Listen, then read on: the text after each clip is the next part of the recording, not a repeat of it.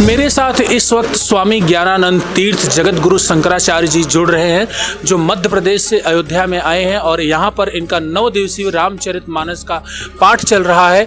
सत्य सनातन की सुरक्षा, संरक्षा और देश समाज के विकास के लिए हम जुड़ेंगे शंकराचार्य जी से, उनके इस कार्यक्रम के बारे में जानेंगे। और शंकराचार्य अगर अयोध्या में आए हैं तो अयोध्या वासियों के लिए एक गौरव की बात है, क्योंकि शंकराचार्य हमारे धर्म के, हिंदू धर्म के सबसे प्रमुख पीठ होती है, सबसे महान पद होता है। तो यहाँ से, इस पीठ से यह क्या पूरे देशवासियों को संदेश देंगे वह भी जानेंगे।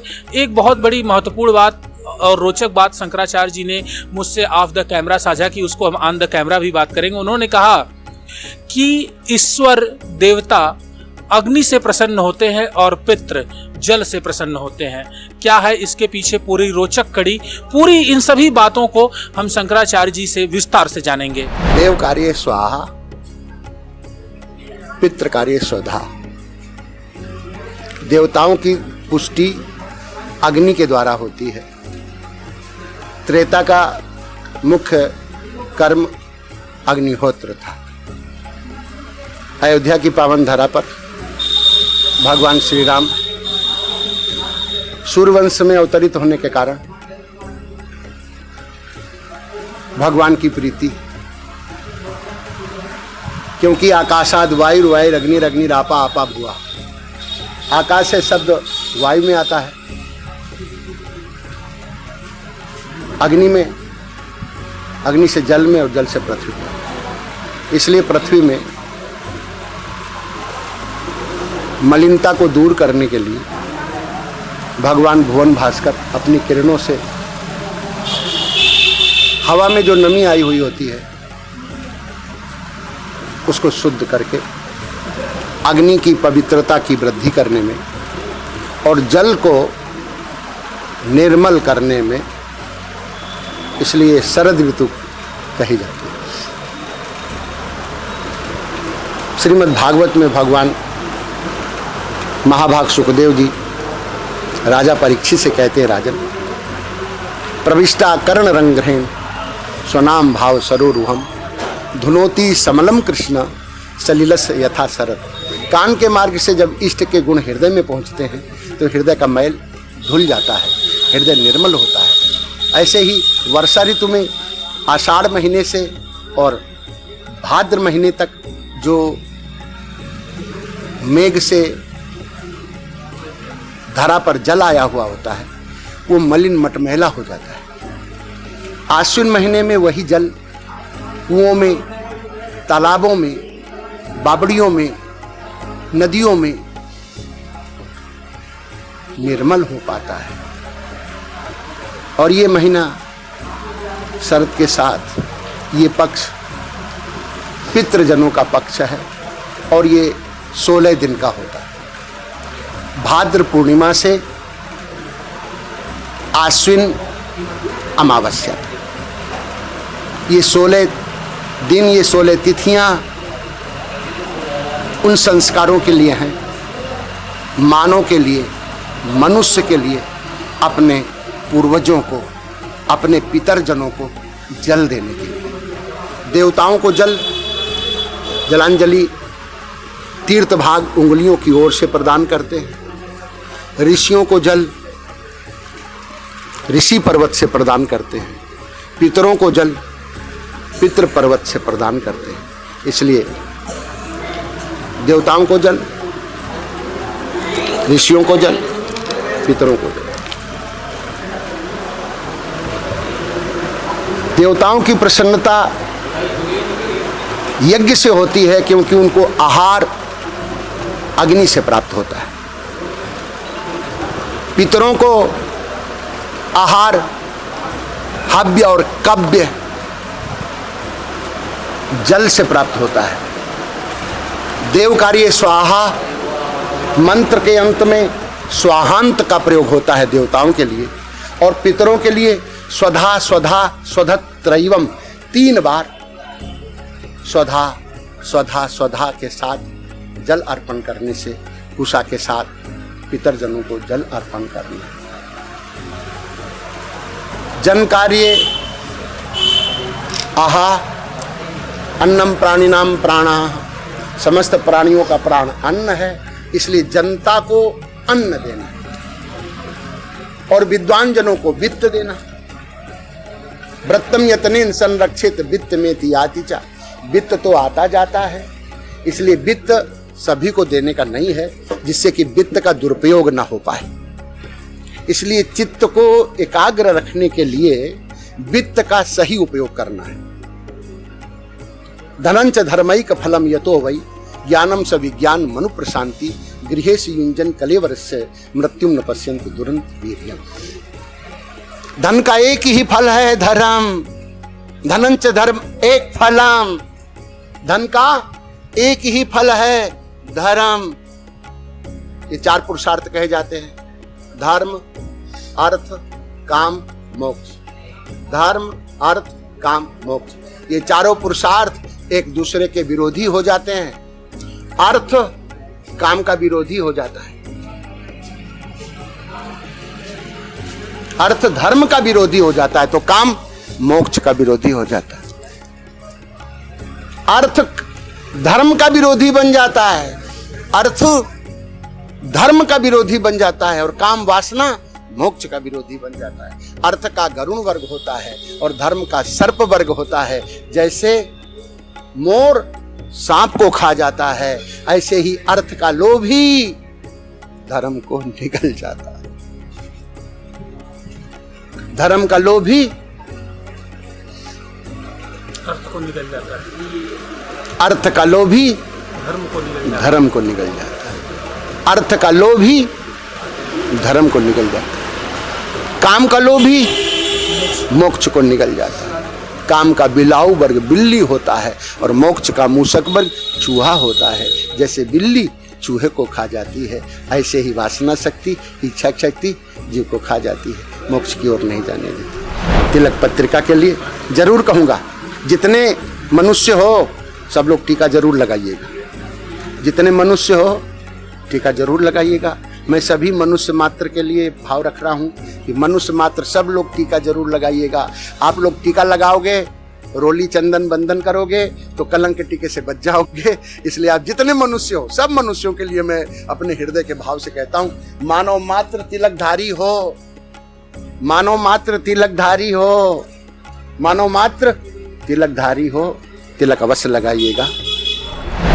याद रखिएगा, माता के हाथ का भोजन और विप्र के हाथ का टीका ये हितकारी होता है। विप्र दलस में निष्फल टीका, भोजन मातु हाथ हितकारी। माता के हाथ का भोजन, भले आपकी पत्नी है लेकिन जब आपकी माँ है तो माँ के हाथ का बना हुआ भोजन करोगे, आपको हितकारी होगा। भोजन मातु हाथ हितकारी। और दीन जनों को, सब लोगों को भोजन जरूर करा। अन्नम प्राणिनाम प्राण, अन्नम प्राणो मनोर्बुद्धि आनंदस्येति पंचते कोशास्ते इरावृता स्वात्मा विश्वात्मा संस्थितिम व्रजेत। हम सबके शरीर में 5 कोश हैं, पहला कोश ही अन्नमय है, भोजन जरूर करा। लेकिन विप्रजनों को, विशिष्ट जनों को, ऋषि जनों को, संत जनों को तो और श्रेष्ठता है। गाय को गुरुग्रास प्रदान करो, जीवों पर भी दया करो। तो भोजन यथा यथा सात्विक, रजोगुण थोड़ा, तामसिक कह दो छोड़ा, रजोगुण थोड़ा और कह दो तामसिक छोड़ा। बोल तो दो, रजोगुण थोड़ा और तामसिक छोड़ा। तो जो तामसिक वाले हैं उनसे कह दो तामसिक छोड़ा, रजोगुण थोड़ा और पूर्ण अब सात्विक। जय श्री राम। स्वामी जी, आपने बहुत अद्भुत बातें हमारे साथ तिलक पत्रिका पर की। एक और महत्वपूर्ण बात जानेंगे आपसे। भारत के उपराष्ट्रपति जगदीप धनखड़ के इस्तीफा के बाद कल देश को एक नया उपराष्ट्रपति मिला, एस राधाकृष्णन जी के रूप में। नए उपराष्ट्रपति से क्या उम्मीदें आप सनातन जगत के शंकराचार्य हैं, क्या रखते हैं कि देश में हिंदुत्व सनातन को प्रबल बनाने के लिए, मंदिरों के विकास के लिए, लोगों के उत्थान के लिए उनसे आप क्या आह्वान करेंगे, उन्हें क्या संदेश देंगे कि किस प्रकार से देश को अग्रसर करने के लिए वो कार्य करें? महामहिम उपराष्ट्रपति जी का अभिनंदन, उनको बधाई।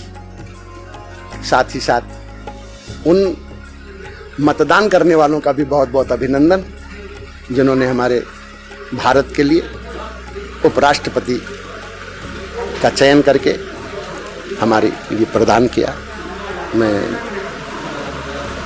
भारत के उस गौरव को बढ़ाने में सबके हाथ अवश्य बढ़ने चाहिए। भारत की महिमा अनादिकाल से है और रहेगी, पर जो लोग इसको घटाने में लग रहे हैं उनसे आग्रह और निवेदन कि आप अपने माँ का सम्मान रखिए, आप अपनी धरती का सम्मान रखिए। आप जहाँ भारत में पैदा हो रहे हो, जहाँ जन्म प्राप्त कर रहे हो, जहाँ का अन्न जल सेवन कर रहे हो, जहाँ की औषधियाँ सेवन कर रहे हो, जहाँ की सूर्य की किरणों का, जहाँ की वायु का, जहाँ की प्राण संरक्षित रख रहे हो, इसलिए अपने प्राण जैसे भारत के प्रति आपकी भावना हो तो मैं ऐसे सब मानव के लिए, संपूर्ण मानव के लिए आग्रह करता हूं कि आप भारत में हैं तो भारतीय संस्कृति से जुड़ के रहिएगा। भारतीय संस्कृति के विरोध, आप भारत में पैदा होकर भारत के अन्न, भारत का जल, भारत की औषधि, भारत की प्रकृति का उपयोग करके इसको तिरस्कृत करने का प्रयास नहीं कीजिएगा। और बड़े कठोर शब्दों के साथ कहता हूं, गायन्ति देवा किल गीतिकानि धन्यामस्तुते भारत भूमि भागे स्वर्गा पवर्गा शपथ मार्ग भूते भवन्ति भूया पुरुषा शुरत्वा। सुभाषित और नीत वचन इसको कहते हैं। देवता लोग कहते हैं कि हमको मनुष्य बना करके भारत में भेजिएगा। यहाँ के मनुष्य देवताओं से बढ़ करके, तो देव संस्कृति को पालने वाले मनुष्यों, भारत माता की सेवा अवसर है। अभी आपको भारतीय चिंतन धारा का प्रधानमंत्री प्राप्त हुआ है, भारतीय चिंतन धारा का कि महामहिम राष्ट्रपति प्राप्त है, भारतीय चिंतन धारा आपको उपराष्ट्रपति प्राप्त हुआ। भारतीय संस्कृति के लिए उत्तर प्रदेश में मुख्यमंत्री है, तो आप भारतीय संस्कृति के साथ इसको संभालने में, इसको बढ़ाने में आप सब लोगों के भी हाथ बढ़ने चाहिए। हम दृश्य और अदृश्य दोनों रूप से धर्म और राष्ट्र के लिए समर्पित हैं, दृश्य रूप में भी और अदृश्य रूप में भी। इसलिए जो लोग किसी बात से डर रहे हैं, उनसे भी मैं अनुरोध और आग्रह करता हूँ, आपका धन आपके साथ नहीं जाएगा, नहीं जाएगा किसी का धन। इस लोक के लिए साधन है धन।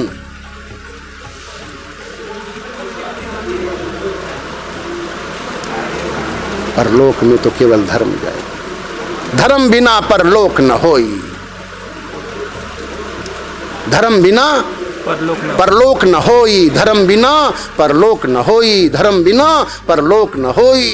धर्म के बिना परलोक नहीं हो सकता है और धन किसी के साथ गया नहीं है। अजी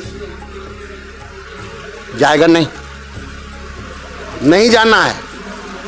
धन किसी के साथ जाना ही नहीं है। ये धरती किसी के साथ नहीं जाएगी। अजी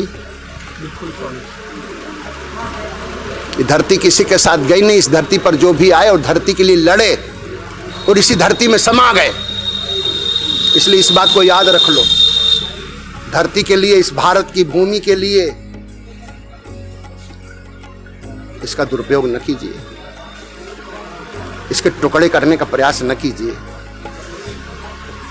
मां की कोख को कलंकित न कीजिए।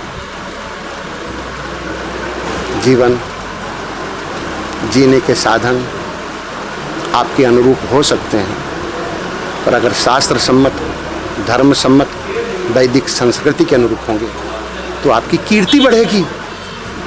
और कीर्ति ऐसा सजीवती, जिसकी कीर्ति है वो मरने के बाद, जिसका सम्मान है वो श्रेष्ठ, तो सम्मान की ओर बढ़िएगा। एक नीति शुक्राचार्य जी की,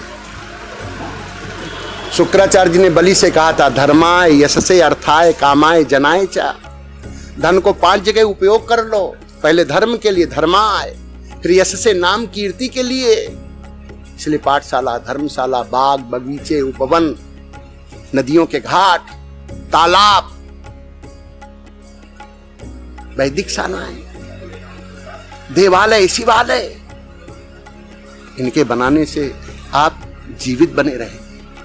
भगवान विराजेंगे, जीवित बने रहेंगे। भगवान श्री राम जन्मभूमि के लिए जिन्होंने अदृश्य रूप से सेवाएं दी, बड़े भाग्यवान हैं। वो धनवान तो हैं ही हैं, धनवान होके बड़े बड़े भाग्यवान हो गए जिन्होंने 1 रुपया भी श्री राम जन्मभूमि अयोध्या के लिए अर्पित किया है।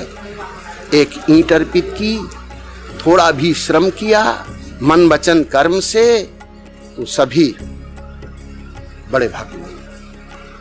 और मैं उनकी प्रशंसा करता हूं कि भगवान की कृपा आप पर बढ़े, आपकी भक्ति बढ़े, आपकी शक्ति बढ़े, आपका स्वास्थ्य उत्तम रहे। आयु कीर्ति में सो बलम। शुभ कर्म करने से आयु, कीर्ति, यश और बल बढ़ता है, और अशुभ कर्म से हंति श्रेयांश। जो लोग श्रेय कार्य को क्षीण करते हैं, उनकी आयु क्षीण होती है, उनकी कीर्ति नष्ट होती है, उनकी श्री संपदा नष्ट होती है।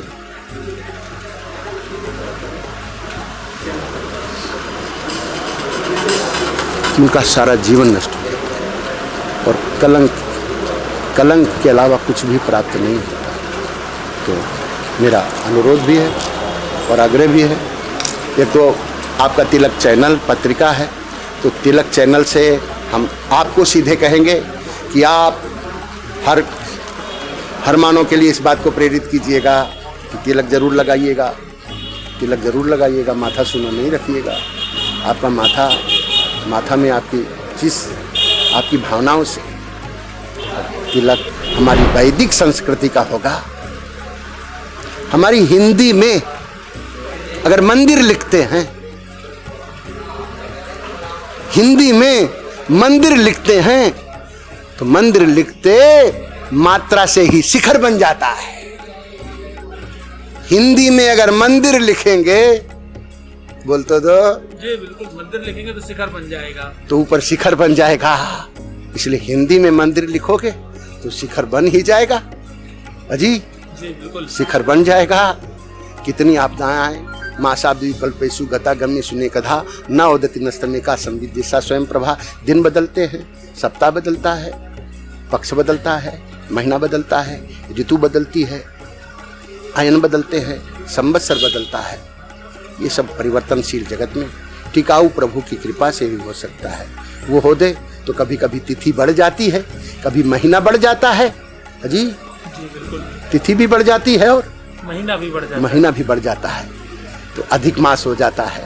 अजी अधिक मास, तो 12 महीने का वर्ष की जगह 13 महीने का हो जाता है। अजी 13 महीने का, जिसे अधिक मास या मलमास कहते हैं। हाँ बोल तो दो, बोल दिए गुरुजी। कभी तिथि बढ़ जाती है तो महीना बढ़ जाता है, कभी तिथि घट जाती है, कभी महीना बढ़ जाता है। तो अभी हिंदुओं का महीना बढ़ा हुआ है। अजी जी बिल्कुल सत्य बात है। हिंदुओं की तिथि बढ़ी हुई है, जी हिंदुओं का महीना भी बढ़ा हुआ है। इसलिए हमारी सरकार भी बढ़ी हुई है। बाकी आपके हाथ में, आप बढ़ाओ इसको, और सब लोगों को भारत की इस प्राचीन संस्कृति और इस धरोहर को बढ़ाने के लिए आपके हाथ बढ़नी चाहिए। आपका मन वचन कर्म से इसमें योगदान होना चाहिए। और यहाँ मैं अयोध्या में हूँ, यहाँ की धरती को प्रणाम करता हूँ। मेरे साथ जुड़े हुए थे जगत गुरु शंकराचार्य स्वामी ज्ञानानंद तीर्थ जी महाराज, जिन्होंने अपने उत्तम विचारों को, उत्तम बातों को तिलक पत्रिका पर बड़े ही विस्तार के साथ, सादगी पूर्ण तरीके से, विनम्रता के साथ समस्त देशवासियों के समक्ष रखा और प्रस्तुत किया। तिलक पत्रिका के लिए अयोध्या से मैं देवेश पांडे।